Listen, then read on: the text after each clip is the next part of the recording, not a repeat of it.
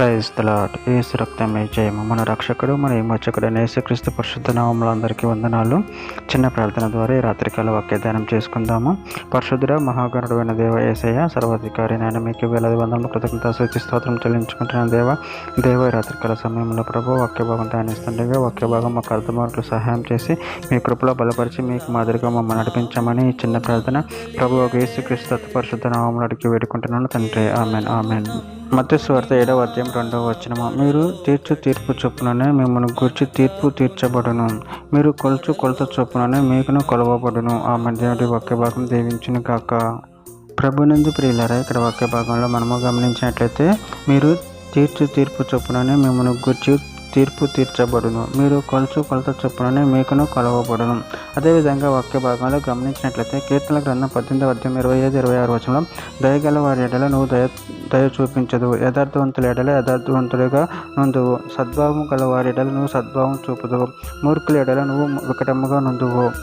ఉపాధ్యాయ గ్రంథం 1వ అధ్యాయం 15 వచనంలో యెహోవా దినము అన్యజనులందరి మీదకి వచ్చుచున్నది, అప్పుడు నువ్వు చేసినట్టు నీకును చేయబడును, నువ్వు చేసినదే నీ నెత్తి మీదకి వచ్చును.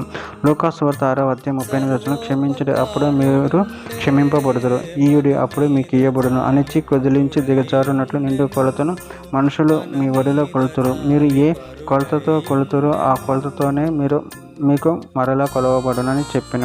మత్తయి సువార్త 6వ అధ్యాయం 14 వచనంలో మనుషులు అపరాధములను మీరు క్షమించినట్లా మీ పరలోకపు తండ్రి మీ అపరాధములను క్షమించును.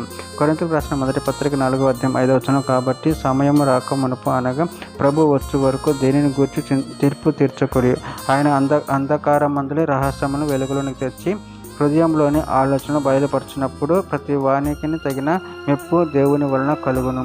యాకోబు రాసిన పత్రిక 3వ అధ్యాయం 1వ వచనం. సహోదరులారా, బోధకులమైన మనం మరి కఠినమైన తీర్పు పొందుదామని తెలుసుకొని మీలో అనేకులు బోధకులు కాకుండుడి. యాకోబు రాసిన పత్రిక 5వ అధ్యాయం 9వ వచనం. సహోదరులారా, మీరు తీర్పు పొందకుండు నిమిత్తము ఒకరి మీద ఒకడు సనగొక్కుడు, ఇదిగో న్యాయాధిపతి ఒకటి నిలిచి ఉన్నాడు. చివరిగా ఒక మాట. మత్తయి సువార్త 18వ అధ్యాయం 30వ వచనం. మీలో ప్రతివాడును తన సహోదరుని హృదయపూర్వకంగా క్షమింపని ఎడల నా పరలోకపు తండ్రి ఆ ప్రకారం మీ ఎడల చేయనెను. ఆమె దేవుడి వాక్య భాగం దీవించిన కాక. చిన్న ప్రార్థన చేసుకుందాము. పరిశుద్ధుడా, ప్రేమగల దేవ యేసయ్య, నేను మీరు ఇచ్చిన వాక్యదానాన్ని బట్టి ప్రభు మీ కృతజ్ఞతలు చెల్లించుకుంటున్నా తండ్రి. ప్రభు, ఎల్లప్పుడూ మీ ప్రేమ కృపలు మమ్మల్ని కాచి కాపాడి నీకు మాదిరిగా మమ్మల్ని నడిపించమని, మీ చిత్తమును మా జీవితంలో జరిగించమని ఈ చిన్న ప్రార్థన ప్రభు యేసుక్రీస్తు పరిశుద్ధ నామములో అడిగి వేడుకుంటున్నాను తండ్రి. ఆమెన్